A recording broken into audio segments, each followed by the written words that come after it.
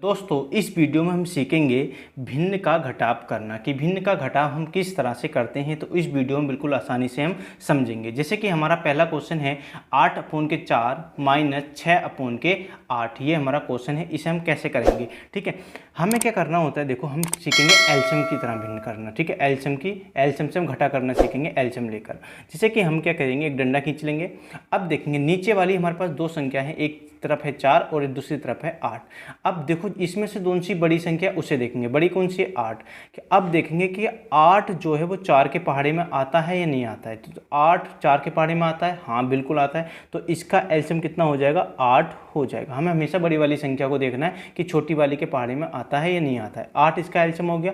अब इसी तरह से देखेंगे ये 8 है, तो देखो अब इसके नीचे कितना है 4। अब 4 का पहाड़ा इतनी बार पढ़ो कि 8 आ जाए, तो 2 बार पढ़ेंगे और 2 से कर देंगे 8 ऊपर वाली संख्या मल्टीप्लाई। तो 8 दूनी कितना हो जाता है 16। माइनस का चिन्ह, माइनस का चिन्ह लगा दिया।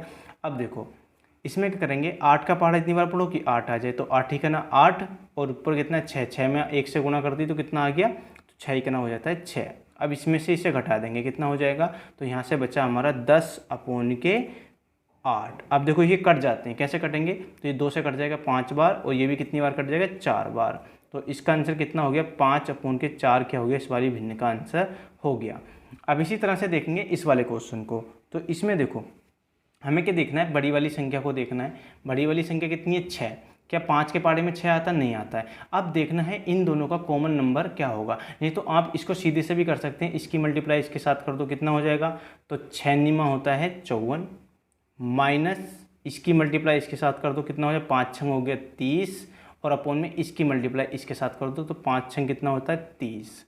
अब देखो इसमें से इसे घटा लो, तो ये कितना हो गया, 0 में से 4, 4 में से 0 गया तो 0 आ गया और 5 में से 3 गया तो कितना आ गया 2 आ गया।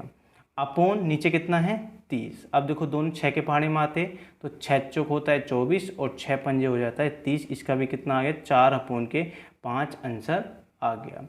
अब देखते हैं अगली वाली को कि तीरी भिन्न हम कैसे करते हैं घटाव में। अब देखेंगे सबसे बड़ी संख्या कौन सी है 5। अब देखना है कि 5 जो है वो 2 के पहाड़े में नहीं आता, इधर से भी 2 के पहाड़े में नहीं आता। तो अब देखो 5 का पहाड़ा आगे पढ़ते हैं, तो 5 दूनी कितना हो जाता है 10। क्या 10 2 के पहाड़े में आता, आता है। क्या फिर 2 के पहाड़े में आता, हाँ आता है। तो इसका एलसीएम कितना हो गया 10 हो गया।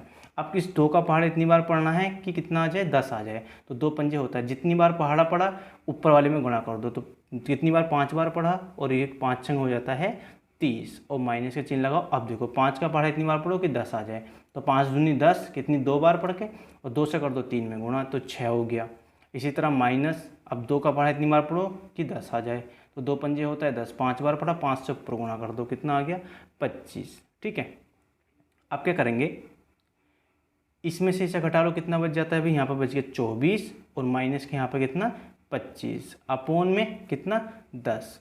अब देखो यहाँ पे 24 जो है वो प्लस वाली संख्या है और 25 जो है वो माइनस वाली संख्या। ज़्यादा कौन सी है, माइनस वाली। तो माइनस का चिन्ह आ जाएगा, कितनी ज़्यादा है, तो 1 ज़्यादा है। 25 में से 24 गया तो 1 बचा और नीचे कितना 10, और यही क्या हो गया हमारा आंसर हो गया। तो उम्मीद है आपको भिन्न का घटाव करना आ गया होगा। आया हो तो वीडियो को लाइक कीजिए।